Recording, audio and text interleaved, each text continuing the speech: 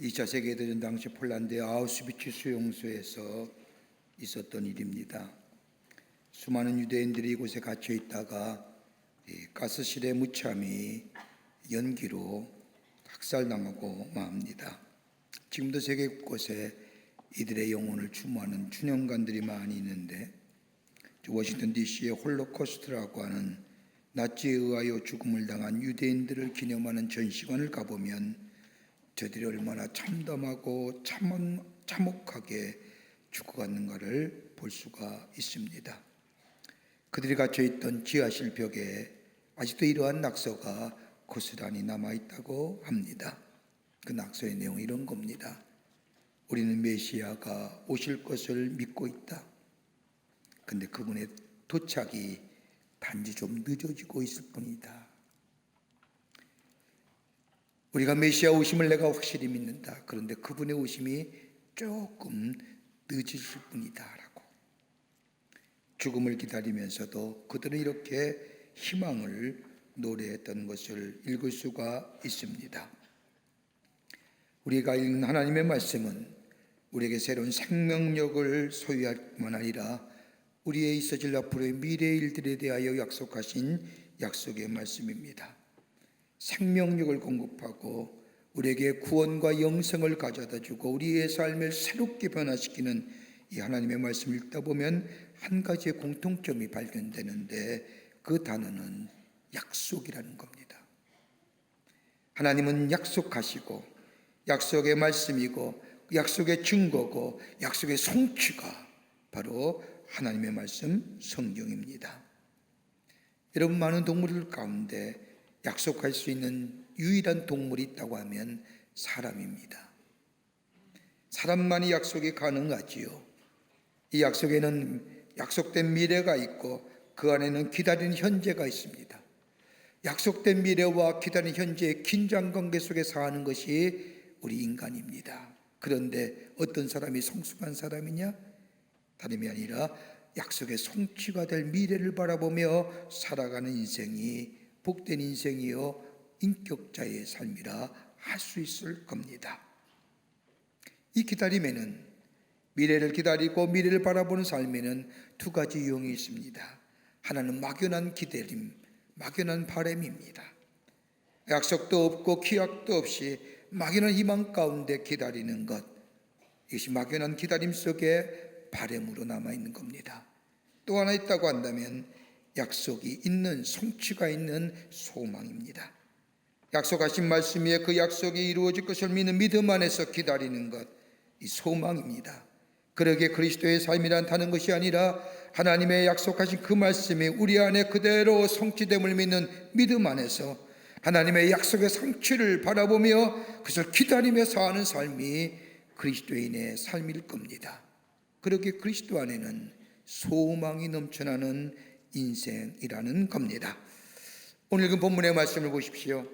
430년의 긴 노예 생활을 청산하고 하나님이 약속하신 대로 약속을 땅하여 나아가는 바로 첫날의 모습, 이스라엘 백성의 모습이 기록된 말씀이 오늘 본문의 말씀입니다. 하나님께서 애굽의 왕인 바로 이스라엘 구원하시려고 하나님께서 저 이스라엘 백성에게 이스라엘 백성 놓아주라니 하나님의 말씀에 거역하는 바로 가로막지 않고 보내지 않으려고 합니다. 10번째 재앙인 바로의 아들까지 죽이는 무서운 재앙을 당함으로써 비로소 이스라엘 백성을 포로 생활에서 자유롭게 합니다. 430년 동안의 긴 포로 생활 생각해 보십시오. 지겹던 노예, 억압과 착취 가운데 자유롭지 않았던 삶, 그런데 하나님의 놀라운 구원의 역사 가운데 자유로운 존재, 새로운 존재로서의 변화의 기로에 서 있습니다. 억압된 존재가 아니라 자유로운 존재, 거듭난 존재의 삶으로 살아갈 기회입니다. 이제 내일이면 하나님께서 약속하신 가나안 땅, 우리의 조상인 아브라함과 저 야곱에게 약속하신 가나안 땅의 성취가 눈앞에 펼쳐 있습니다. 그 약속의 성취 앞에 이스라엘 백성이 애굽에서의 마지막 밤을 보냅니다. 이 장면을 42절에 이렇게 기록하고 있습니다. 이 밤은 그들을 애굽 땅에서 인도와 내심을 인하여 여호와 앞에 지킬 것이니 이는 여호와의 밤이라. 이스라엘 자손이 대대로 지킬 것이니라. 다른 성경 번역본에 보면 이 말씀을 이렇게 쉽게 이해하게 적고 있습니다. 그날 밤에 주께서 그들을 이집트 땅에서 이끌어내시려고 밤을 새우면서 지켜주셨으므로 그 밤은 주의 밤이 되었고 이스라엘 백성은 대대로 밤새워 지켜야 하는 밤이 되었도다. 여호와의 밤, 주의 밤, 하나님의 약속이 성취된 전날 밤. 여러분, 여호와 밤이 무엇을 얘기할까요? 그 밤은 새로운 소망을 주는 밤이요, 새로운 희망을 주는 밤이요, 하나님의 약속의 성취가 이루어진 밤이며 우리의 삶의 치유와 회복의 역사가 있는 밤입니다. 여러분, 지금 우리의 삶은 어떠신지요? 안팎으로 참으로 어두운 시간을 보내고 있습니다. 나라를 보더라도 이 작은 한반도의 땅에서 일어나는 수많은 열강들의 모습들, 핵이라고 하는 가공할 만한 무기를 가지고 이 땅의 평화와 안보를 위협하는 저 북한의 강박한 자들, 나라의 정치에 아는 경제는 어떤지요? 정치는 분열되어 있는 것 같고 경제는 어려워지는 것 같고 사회 곳곳에 일어나는 여러 가지 많은 사회적 갈등들, 문제들, 우리의 삶은 어떠하신지요? 평안하신가요? 아무 문제가 없으신가요? 우리 안에 기면의 깊은 자리에 자리 잡고 있는 죄책감의 모습, 죄의 모습, 하나님과의 분리된 모습들, 내 가정을 보더라도 내 자녀를 봐도 평안한 것이 없이 부잔하고 염려스럽고 미래의 불확실성으로 인하여 불안한 가운데 사는 우리들의 모습들, 이렇게 보면 어두운 밤을 지내는 것 같습니다. 이런 이야기를 하면 어느 분들은 그렇게 말합니다. 어느 때 위기가 없었느냐, 어느 때 왜 위험한 시기가 없었느냐고 말할지 모르지만 아마도 지금 우리가 처한 현실은 미래가 보이지 않는 절망과 어둠, 소망이 보이지 않는 시대에 살고 있는 것 같습니다. 우리에게 필요한 것이 뭘까요? 어둠이 물러가고 절망이 바뀌어 소망이 되고 우리 안에 참된 위로와 치유가 필요할 터인데, 그건 다름이 아니라 하나님의 약속하신 말씀이 우리 안에 이 땅 위에, 우리의 가정 위에 성취될 때에 가능할 터인데, 그 예수의 오심, 우리에게 위로와 더불어서 치유하시기 위하여 약속의 성취자로 오시는 그 주님이 오시면 우리 안에 새로운 역사가 임하게 되는데, 그래서 지금 간절히 기다리는 마음으로 대강절을 보내는 줄 압니다. 대강절은 예수의 오심을 기다리는 성탄절 4주 전서부터 시작되는 것으로 대강절, 대림절이라고 부르지요. 대림절은 기원은 라틴어로 아멘드라고 말하는 이 말은 영어의 표현의 어드벤트에서 기다리다, 이르다, 오다라는 뜻을 갖고 있습니다. 주님의 이 땅에 오심을 준비하며 기다리는 것입니다.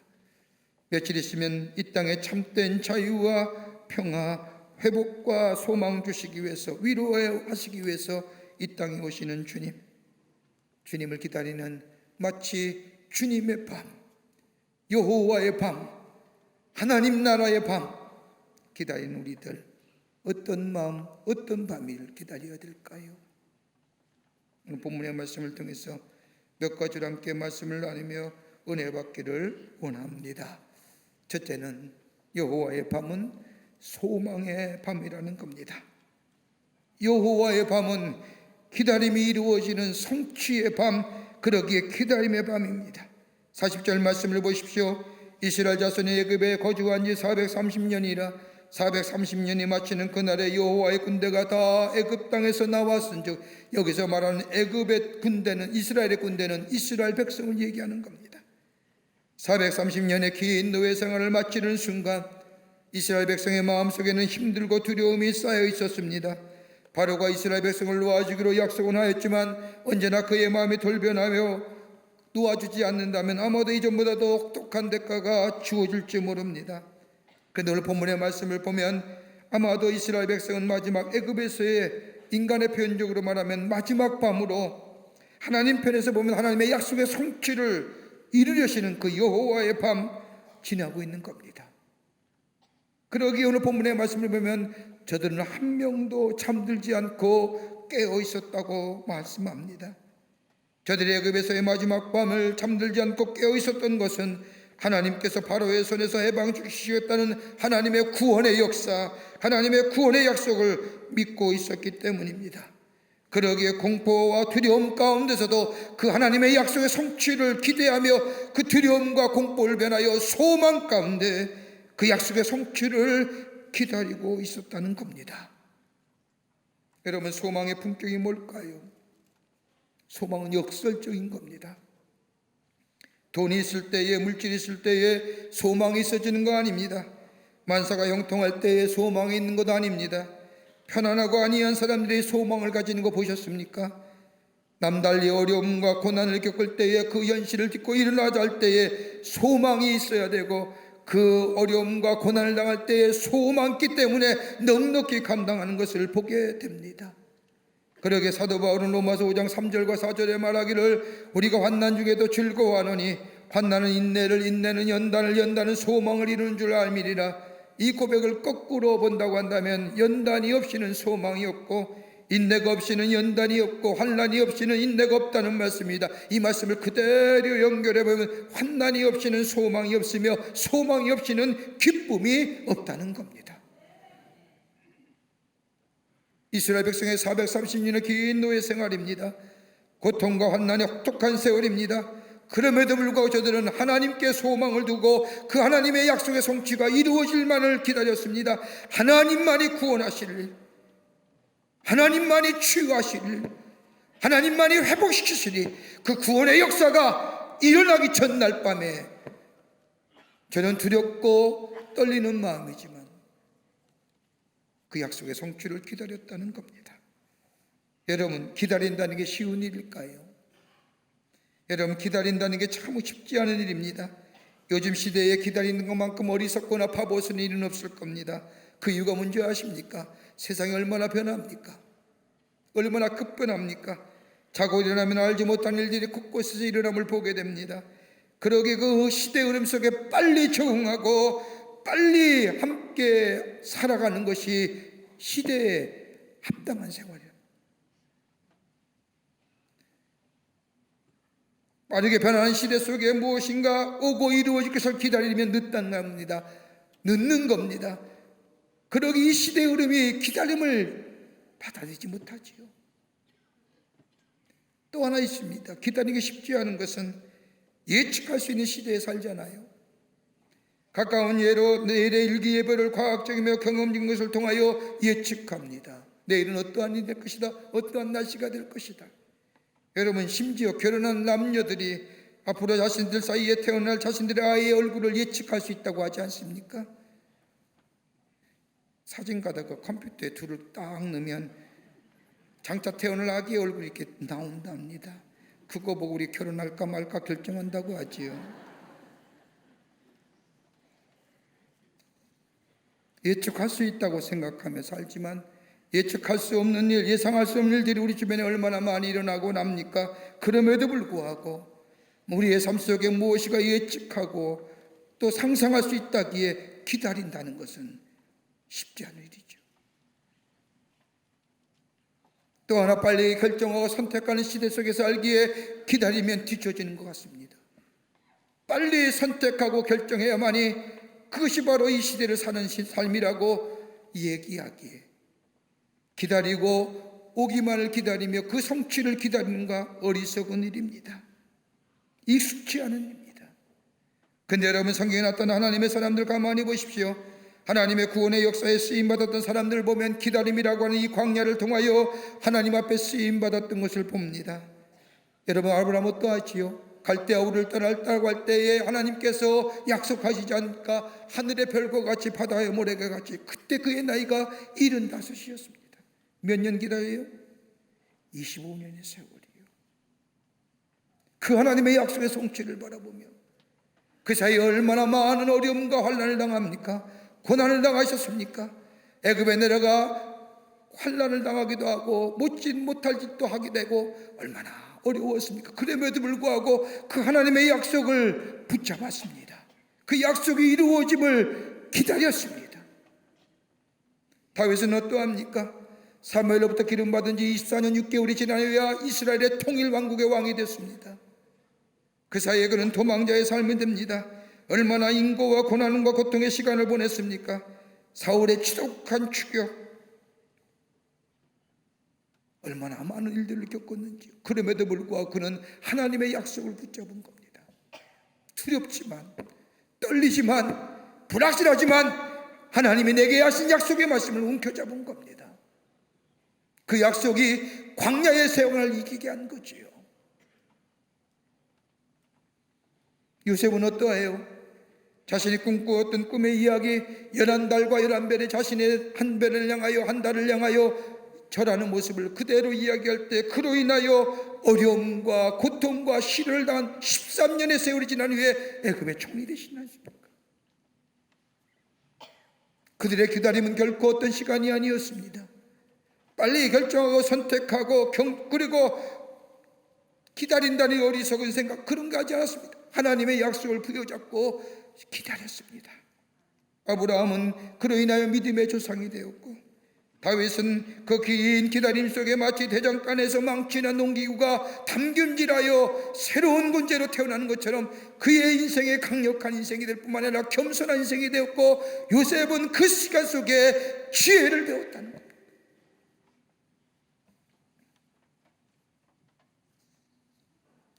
치료할 수 있습니다. 불편할 수도 있습니다. 그러나 성경에 말하는 이 기다림, 하나님의 약속의 성취를 바라보며 그 약속의 성취를 이루어질 기다림은 새롭게 됨의 시간이고, 성숙되어져 가는 시간이고, 지혜를 얻는 시간이고, 왜 우리를 새롭게 하고, 왜 우리를 성숙게 하고, 왜 우리를 지혜를 얻게 할까요? 다름이 아니라 그 기다림과 그 약속의 성취가 이루어진 그 기다림에는 하나님의 사랑이 녹아져 있기 때문인 거예요.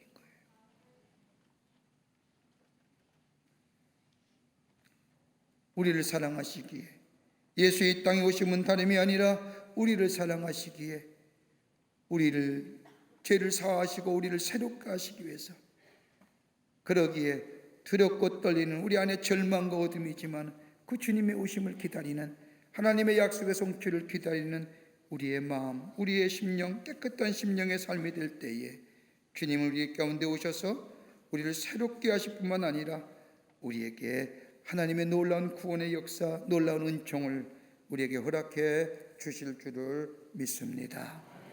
두 번째는 여호와의 밤은 구원의 밤이라는 겁니다. 오늘 본문의 말씀을 보십시오. 애굽에서의 마지막 밤은 여호와의 밤, 애굽 사람에게는 재앙의 밤입니다. 첫 아들을 죽이는 재앙, 이 재앙을 피하기 위해서 이스라엘 백성을 양을 잡아 그 피를 문선주에 뿌려놓았습니다. 장자를 죽이는 마지막 재앙을 집행한 천사들이 피가 발라진 그 집은 통과함으로써 이스라엘 백성은 구원받았습니다. 이걸 가리켜서 유월절입니다. 주님의 밤, 여호와의 밤, 애굽 사람에게는 아들이 죽는 통곡의 밤이었지만 어린 양을 피를 바른 집은 죽음의 재앙과 지나가는 구원의 밤이었습니다. 그러기에 이 어두움, 여호와 밤에 죽음의 그림자가 지나갔다는 것, 유월절의 사건을 사도 바울은 로마서 5장 9절에 이렇게 고백합니다. 그러면 우리가 그 피로 인하여 의롭다 하심을 얻었은즉 더욱 그로 말미암아 진노하심에서 구원을 얻을 것이니라. 어린 양 되시는 예수 그리스도의 피만이 하나님의 진노에서 우리를 놓아줄 것이라는 겁니다. 이게 여호와의 밤에 대한 기대입니다. 그렇게 구원의 밤입니다. 여러분, 성탄절이 곧 우리 가운데 옵니다. 성탄은 예수님의 탄생입니다. 기쁘고 즐겁고 선물 나누고 파티하고 그것이 아닙니다. 예수님이 이 땅에 오심은 사랑입니다. 우리를 사랑하시기에 우리의 죄의 문제를 해결해 주시고 우리를 새롭게 하시고 하나님의 사랑으로 이 땅에 새로운 존재로 살아가시기 위한 그 하나님의 사랑이 나타나신 바 된 것이 바로 예수의 이 땅에 오심이고, 예수의 이 땅에 오심은 그 사랑으로 오심으로 그치는 것이 아니라 그 뒤에 있을 십자가의 놀라운 은혜가 우리 가운데 있음을 기억하는 것이 바로 성탄입니다. 구원하심입니다. 여러분, 인류가 시작한 이래로 인간에게서 가장 큰 문제는 다름이 아니라 실존적인 문제인 죄라는 문제입니다. 여기에 자유로울 사람 아무도 없습니다. 그러기에 문학이나 음악이나 인간의 사상을 표현했던 여러 가지를 보면 한결같이 인간의 실존적인 한계는 죄의 문제를 다룹니다. 여러분, 음악조차도, 문학의 표현들, 미술의 표현들 가만히 보십시오. 인간의 가장 내면의 실존적인 한계는 죄의 문제를 다룹니다. 그런데 훌륭한 음악이 우리의 죄의 문제를 해결해 주던가요? 문학작품이 우리에게 죄의 문제를 해결해 주던가요? 그 훌륭한 미술의 작품이 우리의 죄의 문제를 해결해 주던가요? 결코 해결해 주지 못함을 봅니다. 더 죄의 문제, 실존의 문제를 가지고 고민하게 만듭니다. 그러나 예수님이 인간의 몸을 입으시고 이 땅에 오심으로 우리의 죄를 위하여 속죄제물이 되심으로 우리를 자유케 하셨다는 것, 그러기에 바울이 로마서 8장 1절에 말씀드린 것처럼 그리스도 예수 안에 있는 자는 결코 정죄함이 없다고 하신 것처럼, 인간의 몸을 입으시고 이 땅에 오시는 예수님, 그 예수님을 내 안에 주님으로 받아들이는 순간 우리 안에 참된 자유와 참된 구원의 역사, 그러기에 예수의 오심은 구원의 기쁜 소식이요, 예수의 오심은 우리를 자유케 하는 소식이요, 저 세례 요한이 고백한 것처럼 회개하라 천국이 가까워니라고 하는 말씀처럼 주님 앞에 깨끗한 마음으로 정결한 마음에 소유할 때 주님이 내 안에 이루고 하나님의 나라가 이루어지는 놀라운 구원의 역사가 바로 그것이 바로 예수의 이 땅에 오심이요, 그 예수의 오심은 하나님의 사랑이 나타나신 바 된 일이라는 겁니다. 그렇게 기쁜 거예요. 유명한 신학자인 칼 발트가 미국의 시카고 대학을 방문하여 젊은 학생들에게 신학 특강을 했습니다. 강의가 끝나자 한 젊은이가 따라오면서 발트에게 묻습니다. 교수님, 저는 교수님의 쓴 책을 다 읽지 못했지만 교수님의 글을 읽을 때마다 감동 그 자체가 됩니다. 교수님의 해박한 지식, 그리고 말씀에 관한 날카로운 통찰력, 이런 것들이 나를 놀라게 하고 감동케 합니다. 그런데 교수님, 일평생 교수와 가르치는 활동과 교수 활동을 하면서 깨달은 진리의 핵심이 뭡니까? 교수님의 학문을 한마디로 이제껏 연구하고 가르치고 저술하고 했던 그 많은 일을 한마디로 뭐라고 얘기할 수 있습니까? 여러분, 우리가 한번 인생을 살면서 말입니다, 내 인생을 평가할 때 한마디로 평가할 수 있는 단어가 뭘까요? 당신 누구십니까? 라고 얘기할 때 내 인생을 한마디로, 한 단어로, 한 문장으로 정의할 수 있는 것이 있을까요? 발트 그 주문한 겁니다.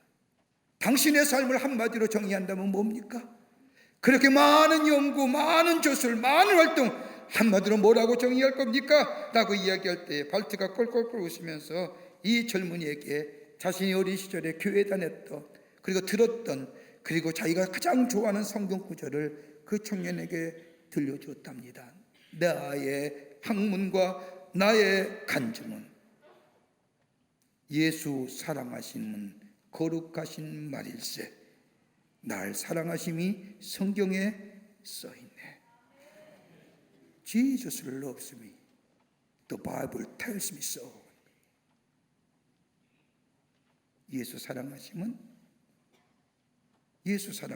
거룩하신 말씀, 그 사랑하심이 성경에 써있는, 이게 내 학문이고 내 인생이요. 나를 사랑하시는 예수님, 우리를 사랑하시기 이 땅에 오시는 예수님, 주님, 그 구원이 내 안에 있음을 두렵고 떨리는 마음으로 소망 가운데 기다리고, 그 주님이 내 안에 오실 때 어서 오시옵소서라고 기쁘게 영접하고 받아들이는 자, 그 안에 뭐예요? 구원의 역사가, 새롭게 됨의 역사가 우리의 마음속에, 우리의 심령 위에 임하여 우리를 하나님의 자녀로, 하나님의 백성으로 온전케 되는 역사가 있게 될 줄 믿습니다. 그리고 이 밤은 뭐예요? 구원을 이루는 밤이에요. 끝으로 여호와의 밤은 새로운 출발의 밤입니다. 새 출발의 밤이에요. 오늘 42절의 말씀을 보십시오.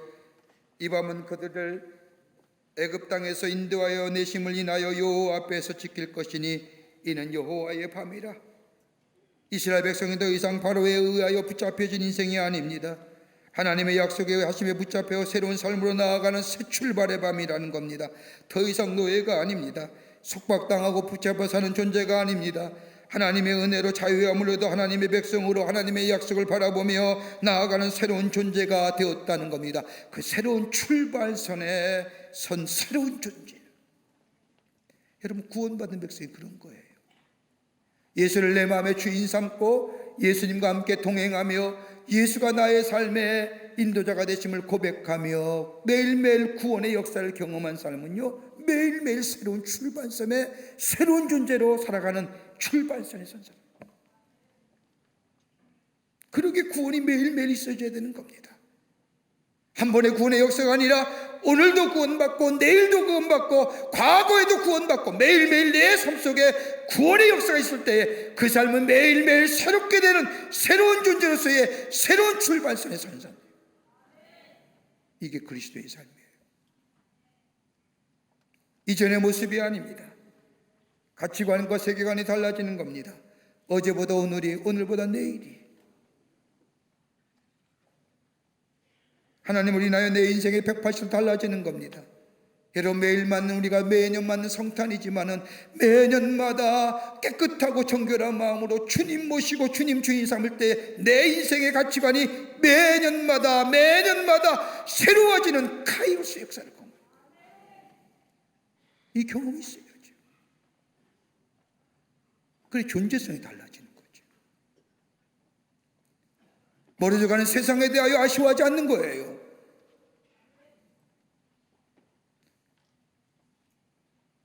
예전에 내 삶이 내가 내 삶의 주인이었다고 한다면 이제는 하나님이 나의 삶의 주인 된 거예요. 이 놀라운 구원의 역사를 경험하게 되면 오늘 이스라엘 백성이 하나님을 향하여, 하나님이 이스라엘 백성을 향하여 얘기하지 않습니까? 그들을 애굽 땅에서 인도하내심을 인하여 여호와 앞에서 지키시라. 그러니까 구원의 감격이 매일매일 넘쳐나는 거에게 하나님 앞에 모여 매일매일 찬송과 영광을 돌리는 인생 되는 거죠.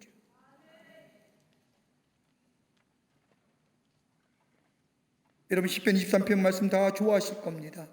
여호와는 나의 목자시니 내게 부족함이 없으리로다. 여러분, 9.11 사태가 미국에서 났을 때에 그 다음 주일날 미국에서 각 교회마다 가장 많은 사람이 모였다고 합니다. 그때 가장 많이 읽었던 성경이 시편 23편입니다. 여호와는 나의 목자시니 내게 부족함이 없으리로다. 우리도 그 말씀 읽을 때마다 큰 위로가 되고 큰 힘이 됐지요. 그런데 이 시편은 다윗의 시편이지요. 다윗의 고백의 시편입니다. 그냥 시편일까요? 자신의 삶을 뒤돌아보며 경험했던 삶을 그대로 놓아준 시편이 23편입니다. 그런데 이 시편 23편에 세 가지 중요한 주제가 나오지요. 아마도 다윗의 일생을 자기는 이 시편 23편의 말씀을 통하여 고백한 것이라고 해도 과언이 아닐 겁니다. 그가 하나 뭐냐? 하나님이 인도하심이 내 인생 속에 있었습니다. 하나님의 인도하심이 있었습니다. 임마누엘, 하나님이 나와 함께 하셔서 나의 일평생 내 삶의 여정에 나와 함께 동행하시며 인도해 주셨습니다. 그러기에 여호와는 나의 목자십니다 라고 하는 것. 또 하나 있다고 한다면 하나님이 나를 보호해 주셨습니다. 하나님이 나의 산성이 되어주시고 나의 요새가 되어주시고 나를 보호해 주셨다고 고백합니다. 그리고 또 하나 있다고 한다면 하나님이 나에게 공급해 주셨습니다. 내 삶의 여정에 어려울 때마다 시마다 나에게 공급하는 역사가 있었습니다. 도망자 인생에, 쫓겨다니는 인생에 나를 만나는 사람마다 다 죽어 넘어갔는데도 나는 일평생 굶지 않았습니다. 하나님이 도우셨다는 거예요. 도망 다닐 때 저 엔디게 광야에 아람굴에 있을 때 자기를 따르는 400명의 사람들, 모든 공동체에 거절당한 사람들, 그러기에 저들의 입에서는 부정과 염세적인 것과 악독과 괴계의 가운데 있었지만은 그래도 하나님이 나로 인하여 저들의 생명 보호해 주셨습니다. 그 고백이에요.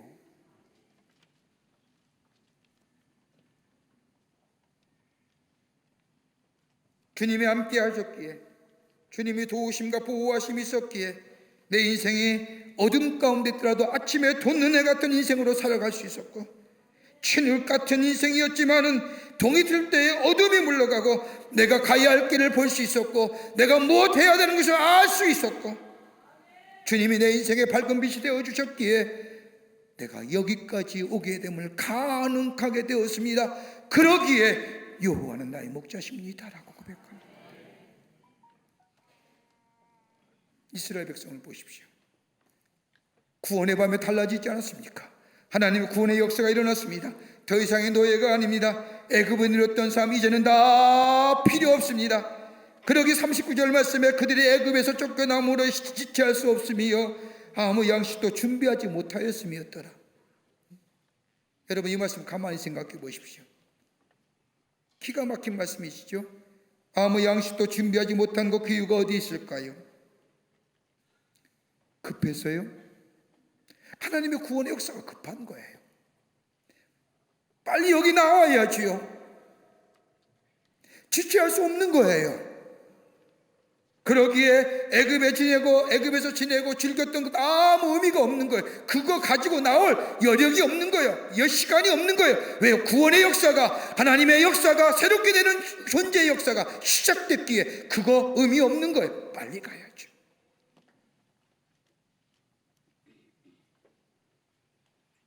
과거에 흠이었던 삶, 이제는 과거 잊어버리고 새로운 미래의 소망을 바라보며 사는 인생 됐다는 겁니다.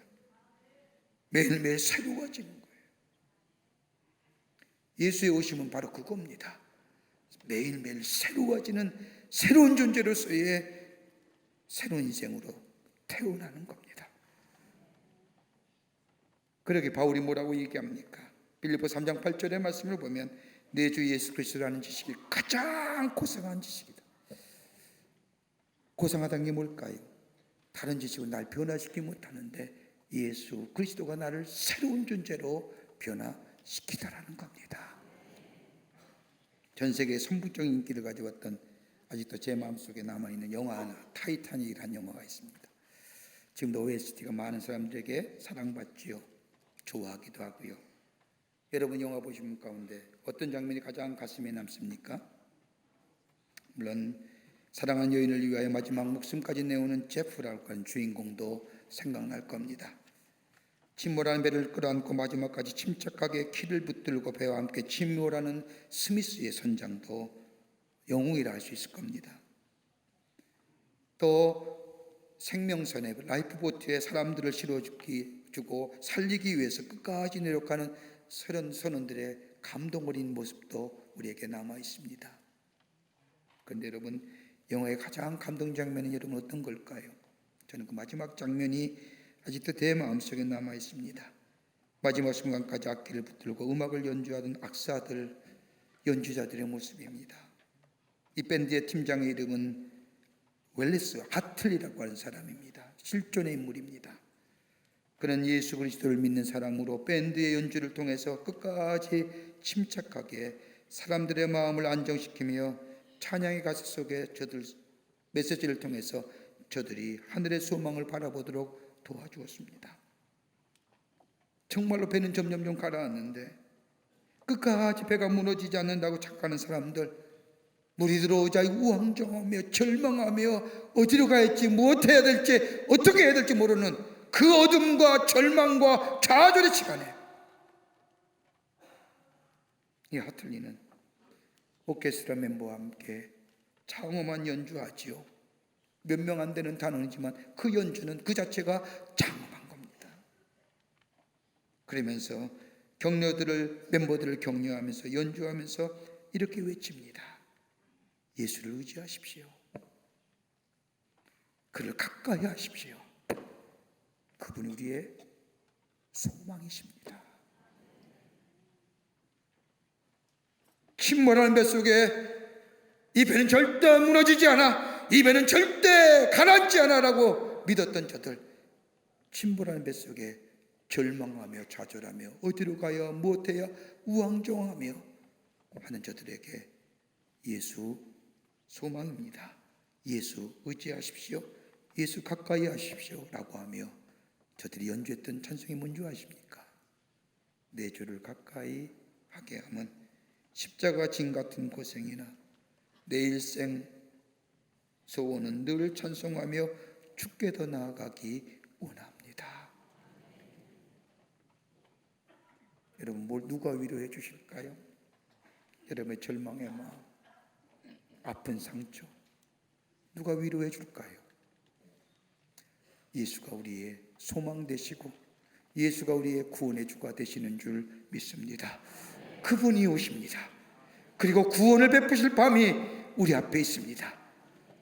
그 두렵고 떨리는 마음, 우리의 삶의 정황은 그렇다 할지라도 그 주님 오심을 소망 가운데 기다리고 그 구원을 기다리며 새롭게 되는 존재, 새로운 존재 양식으로 삶으로 살아가는 새로운 결단의 자리에 서게 될 때 그 약속은 우리 가운데 이루어지고 우리 안에 풍성한 하나님의 약속의 성취가 있게 될 줄 믿습니다. 이런 믿음으로 살아가시는 주님의 오심을 기다리는 여러분과 저와 되시기를 주의 이름으로 축원합니다. 하나님 감사합니다. 저희들 사랑하시고 하나님의 자녀 삼으심에 감사합니다. 주님 오시는데 우리의 삶은 참 어렵고 캄캄하고 절망 가운데 있습니다. 그러나 주님 오실 때에 이 절망이 바뀌어 소망되고 이 어둠이 바뀌어 빛이 되는 줄 믿습니다. 구원의 밤을 기다리며 소망의 밤, 믿음 가운데 약속의 성취의 밤을 기다리며 새롭게 된 출발의 밤을 기다리며 주님을 기다릴 수 있는 저희들 되게 도와 주시옵소서. 성령이 도우시고 우리와 함께하여 주시옵기를 원하오면서 예수님의 이름으로 기도하옵나이다. 아멘.